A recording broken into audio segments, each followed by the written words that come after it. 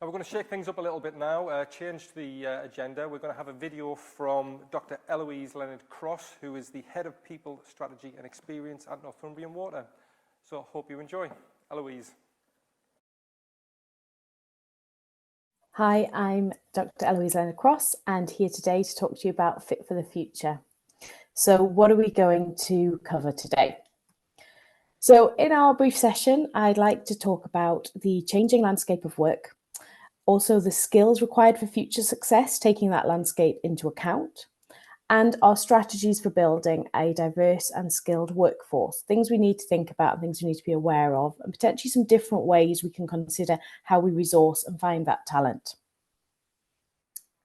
So firstly, the landscape of work. What's going on? Well, I think, we can all say after the pandemic that the term VUCA environment really does fit.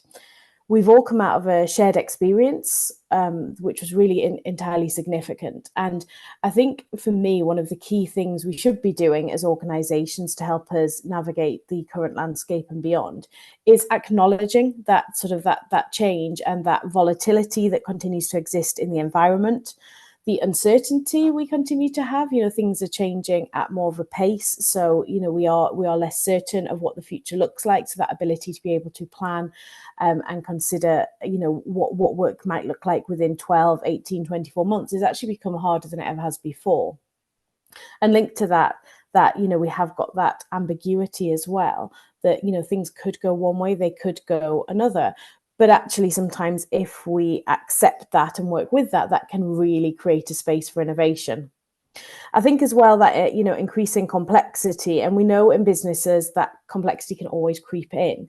And actually our role often is to look at opportunities to reduce complexity where we can. So if you think of organization created complexity as something that all of us should be accountable for trying to minimize at the moment, because it does help us find the space to focus on the things we really need to do and the value add. So what am I saying here with this VUCA term? Well, for me, as we really make sure we're fit for the future, as I say, it's talking to people about this. It's about normalizing this as a state, and then also engaging people in, well, what support, what tools, what resources do we have to help us with this time? So some really interesting research by Professor Hawkins for Henley Business School talks about the changes in tomorrow's world. Now, this research was actually done pre-pandemic, but I think you'll agree a lot of it feels very relevant now and things that a lot of us as organisations are experiencing. So if we think about this VUCA environment and then consider the pace and the structures that wrap around it, what are others experiencing? So as part of this research looking at tomorrow's world, the world of the workplace, they spoke to senior executives, HR professionals, CEOs across the world. And what they found out was there were 7 key things that were really impacting what was coming and the concerns that people had, really. The bits that when you ask people, is it what's on your mind, what worries you as an organization? These were the things here. So I think for me, one of the key things to consider as we look at this here is what do we experience? So the number one there, linking that VUCA, the description I just shared before, is this unceasing and accelerating transformation, this real pace of stuff that's going on. And actually that does exist. So how do we have organizations that are ready for that? We also, and technology's up there, absolutely, as you'd expect. We've got environment, the ESG, the climate change, we absolutely have that up there. But also, I think there's something about, for me, in number 4 there, this kind of hollowing out of organizations, this sort of idea that maybe the structures and some of the roles and the ways we've designed things in the past just aren't going to serve us for the future. And actually, if you balance 1 and 4 together, what you're looking at is saying, actually, the lighter and more sort of ready we can be for this change, the more effective we're going to be at this accelerating and ceasing transformation we're all seeing. And as well, you know, that number 3 really speaks to that actually our biggest competitor or challenge will probably come from the least expected source. So this term Uberization that we've seen coming out in the last decade really speaks to actually the challenge of how we do things is coming from unexpected places. And I think taking, you know, all our tools around innovation helps us start to think about where those could be, but also accept that we probably can't totally predict them. So it's looking to ourselves maybe rather than others at this time. Now, one of the quotes that was part of this research really struck with me. So this was actually a quote from 2010 as part of the broader work, but what we talked about was around leadership. So this crisis of leadership concept. So not particularly in one place, but the challenge being that what we've tended to do as organizations over the last multiple decades is train leaders to probably follow in the direction of leaders they've seen before, but to keep the routine going. I think one of our big problems is that we don't always have people who can think of well, how could we approach this differently? And how do I even challenge the assumptions that we hold here to make sure we're taking the right direction or even the right action? And what Hawkins talks about in this quote that I really like is it's people who can formulate a new direction, a different way of thinking about things, a different way of looking at things, and by default, helping others look at things in a different way is absolutely going to be critical for success. I think when COVID struck, one of the things it did offer to us was an opportunity to see different types of leadership shine. And for many organizations, it wasn't the people who'd always been the most successful at maintaining the status quo or understanding that business environment and driving through in an established form and a method. So for me, I think, you know, if you haven't already done that, you know, it is that review of the pandemic and COVID chapter to think about, well, what did we see there? What did we see that was different? And when we really didn't know what the future looked like, and even maybe the moment we were in, we weren't totally clear on that. Whose skills really stepped forward? Who stepped into that space? And who really assumed leadership in that time, regardless of their role title? So understanding the leaders we have is really important, but understanding what I'm getting at here is the people who get how to work in a situation they just has not been experienced before. And this concept is absolutely reflected in the work of the World Economic Forum. So if you haven't seen this, I would definitely encourage you to check out some of the brilliant resources there, because the World Economic Forum have been doing extensive amount of work in exploring actually what skills do we need as we look to the future and really combining the thinking. So the research published within the last few years talking about the skills for the future has really neatly identified skills. So taking all the skills we believe, crossing across sectors and countries, what are the skills we need in 2025? Now, what they do is, as well as identifying, they do cluster them into 4 clear types. So the keys there, so clustered around problem solving, self-management, working with people, and technology use and development. Now, I think if you ask a lot of people what are the skills for the future, there's maybe this leaning towards think it's going to be the technology ones that are up there. Now, absolutely not diminishing the importance and need of technology, the need to work with it and to understand what's out there and how it can impact the work we do. And that's something I'm going to come back to shortly. But I do think what's key here is if you look at those top 5 skills of the top 10 I've got listed here, 4 of those sit within the category of problem solving. So this ability to be able to look at problems and challenges in a different way, in a way without maybe having something that's a totally established way of looking at it, that you're blending up how you do it. So we think of the quote before around what we need from leadership, and we also think about what happened when COVID hit us. You can absolutely see that, you know, this need for problem solving is absolutely up there as a skill. So if we're looking to be a successful, innovative organization, the question immediately is, how much importance are you placing on problem solving as you recruit and bring people into your organization? And how are you looking at both testing and understanding those skills that people bring in that space? Because we know it's a skill and a mindset together, you know, that openness to solve a unique and complex problem.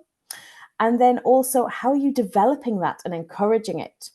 And one of the things I really like are organizations who realize that to grow your problem solving skills isn't a case of teaching them, it's a case of enthusing people around it. So, how do you set the challenges and the exciting pieces of work that get people really stuck in? Netflix, in their culture playbook, absolutely talk about getting people motivated by the work they do, getting up each morning and thinking, I still can't quite crack that challenge. How am I going to do it? And I really like that thought. So, for us as organizations, there's something in there to think about how we're designing both our recruitment processes, but how we're approaching how we develop people. And it probably isn't the traditional training approaches we sometimes lent upon. So I want to share with you this little model here. I absolutely love this. This is KPMG, so there is extensive sort of writing around this. So if it's something you're interested in, please do dig it out. But if we're looking to the future and looking at a landscape that could be quite tricky, we know that we kind of need some skills that are maybe a bit different. So actually, our investment in our talent acquisition, our recruitment and our resourcing approaches becomes really important. And I think for me, that's immediately a question, do you have the right people and the right size and shape function to service this need? So the KPMG model really looks at some different ways we can get the talent in we need. So let me just bring this to life to you a bit. Firstly, could we buy in what we need? So if you think of a more traditional way of buying in an employee in the way we've done in the past, makes quite a lot of sense. However, we want greater diversity. So diversity in its richest sense, both in characteristics and in thinking and in experiences. So we all are striving for these really rich, diverse organizations. But the question here is to ask yourself is, do you have the right markets to find that diverse talent you need? There's very little point keep opening the same cupboard door and looking for the same things. So as organizations, it's about challenging to say, well, if we can't find it where we're looking for it, are we not asking and looking for the right kind of things? Can we change and challenge ourselves? Do we put too many barriers up with what we look for people to bring when they apply for jobs with us? The old job description really kind of is outdated now. It's thinking about a lot of those skills we talked about and absolutely the critical experience rather than just bunging a load of, essential and desirable. Definitely argument to say we shouldn't even have desirable on there now, because it definitely switches off candidates who maybe have less confidence or self-belief and can have a gender impact as well. So really stick to what's absolutely essential and really challenge yourself to make sure it is. And the other question I'd ask yourself, are you open to squiggle and switch here? So career squigglers are those people who have maybe had great careers in one area and are keen to squiggle and move to a totally different career area. Sometimes it can be off-putting if you're a recruiter or an employer to think, well, I don't see how that'll work. That's not what we've had before. But we know innovation comes with difference. So actually, embracing the opportunity for people to bring their learning and applied work from totally different roles and professional areas can be quite exciting and bring something very different as a business. And I think the other thing is switch. So switch is around maybe potentially staying in broadly the same profession, but actually doing it in a really different environment. So rather than saying, actually, we need energy experience for this job, actually realizing, well, it could be any sort of, sort of broadly similar sector. And we embrace that. And we've got tools and programs to help people switch over quickly and effectively without having to drop back to the bottom and start to build their way up. So that's buy. What about build? Well, build is how can we better develop our experts, managers and leaders? So how can we start to get those people spotting our talent earlier? How can we get them identifying people and supporting their growth and helping them be on a program or plan to really get them to where they need to be? So in effect, what we're doing here is we're building our future talent pipeline. The important thing to remember is this has to start way before you need the talent. If you need X number of roles filling within the next 6 months, actually building, it's kind of too late. So this is why we need to look further down the line, and we can take much broader research and insight to say, actually, it's likely we'll need these skills. And actually, it's much about attitude, problem solving, and the ability to learn. And also, do we have the tools to support lattice and ladders? And what I mean by that is, do we have good talent programs in our business that allow people to sidestep really well within our organization? So lattice, move across, as well as those good ladders. So those actually, I'm looking at the next role above me that's natural progression. Most businesses do have quite good approaches for ladders. They often don't have them quite as good for lattice, and they often don't promote with that lattice mindset as well. So promote that kind of think about moving laterally.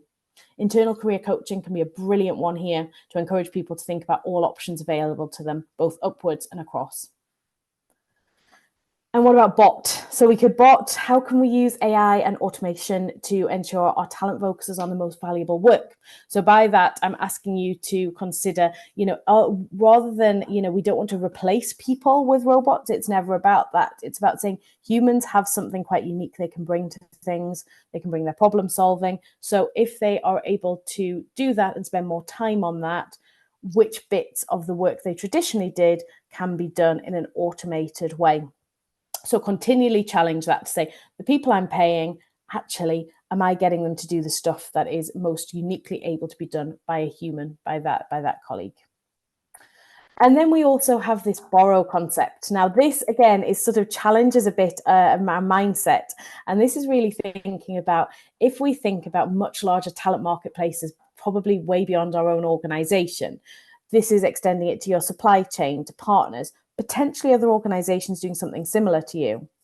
But how could you access talent in other businesses and also grow and develop your talent whilst you retain them for future promotion? Sounds an interesting one. Well, by that, what I'm talking about is, you might have someone you think is fantastic for a future senior role. You know that senior role is unlikely to become available in the next 2 to 5 years. And you don't want that person hopping off on a permanent basis to another role or another organization. Well, what if there was another business that did have a role or did have an opportunity that was something slightly different that could keep the person really interested, really engaged, really challenged? How cool is it to loan that talent over there for 1, 2, 3 years? And so you're basically really hot housing them, ready to come back for the promotion when they're ready. It's a great way of developing people, but also learning how other organizations do things. If you're a long tenure organization, this is particularly a real key opportunity for you. And equally the other way around, that sometimes you might have a short-term need and another organization has a specialist or an expert in that area that actually they can agree to loan to you for a 12, 18-month, 2-year period, whatever it is. But actually it's that real shift in mindset. And the question here is, how big of a team are you willing to play on? So sharing that talent, who could be in that sort of that game plan with you, and how could you get them on board? Very different way of looking at things. And I think finally, just linking to that, what I'd say in this model is it's thinking about our employment offer. Traditionally, we've done a full-time, this is the job that's available to you, and we want to hold on to our talent. Well, actually, now what we don't want to be doing is necessarily just saying, actually, that talent is uniquely 100% owned by us. We're seeing younger generations come into the workplace who have these side hustles. They have these other activities, roles, projects, startup businesses that don't take all of their time, but they take some of their time. So it's making sure that you're not losing great talent by sort of advertising everything as a full-time, quite traditional way of thinking. Because why would our high potential talent necessarily want to 100% commit to you? So think about that. Think about how you potentially advertise those roles and how you have those roles designed as well. I think for me, just a few things coming out of the World Economic Forum that are very worthy of note. So, this, and it's so well as we're talking about innovation over these few days, but, it's time to move beyond the old ways of thinking. So that's both about employment and how we develop and educate people. A lot of the ways we've had designed have been based on people come into an organization, they stay 3, 5+ years, and actually we develop them over that time. It's all quite neat and, it worked for both parties. We're not seeing that in the same way anymore. So we need to design models and solutions that speak to that. And I think this idea of a kind of that working together, so the isolation and working in silos is probably the biggest scourge of our ability to be able to deal with the working landscape of the future. So, connecting people and opportunities and broadening their thinking. My argument is if teams that I manage aren't connected externally within their profession and beyond, actually, I know I'm not going to be getting the best from them because they need their thinking challenge, they need insights, they need questions that are often triggered by things outside of their work role. Yes, you potentially increase your chance of losing that person because they might see another opportunity or get spotted by someone else. but the gains far outweigh the risks, because what you're getting is great stuff coming back into your business.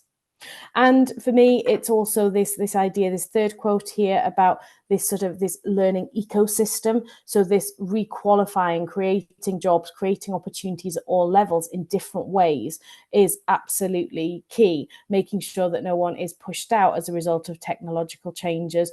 There will be different types of work. What are they, and how can we design them? And what we need in this time, so I talk about a learning ecosystem there. Well, I love this concept that came up, which is around power learners. So power learners don't need our training programs of old. In fact, our big learning and development training catalogues beyond this sort of core technical, stuff actually is kind of dead and gone, because the pace we need people to learn and challenge their thinking at moves far beyond that.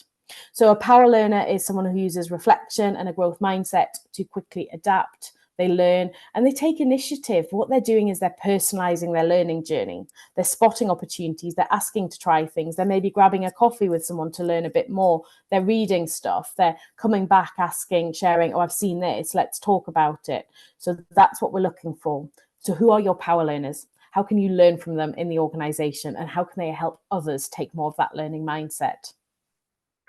And finally, the one unique thing I think that if you do as a business, it will set you up absolutely for success. I think it's the kind of thing that feeds our thinking and some of the other things I've talked about, but I think it creates this time and space and the right kind of connections to really, really have innovation up there and really stay ahead of where you need to be. So for me, it's collaboration, it's about connecting and working with others. But this whole idea of intersectionality, the intersectionality advantage.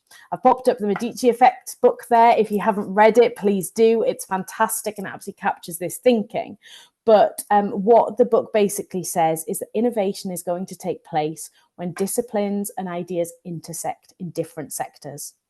And if you think about that in a really simple and practical way, how much you're encouraging your people or you yourself as a practitioner are really pushing yourself out of your comfort zone to work with people who are really quite significantly different from yourself. So where could your intersectionality be? Where could that mashup of, wow, that is nothing like the work we do, but some of that thinking is really provoking great thoughts for me. So for me, the Medici Effect, think about it in your own organization, collaborate that openness, but that intersectionality. If it's different, that's probably going to be exactly what you need to challenge your thinking. Thank you so much for listening. I hope you have enjoyed our whistle-stop tour through the future of work, some of the skills we need, and how we can be thinking about resourcing and building networks and relationships to ensure we have the diversity we need moving forward. Thank you.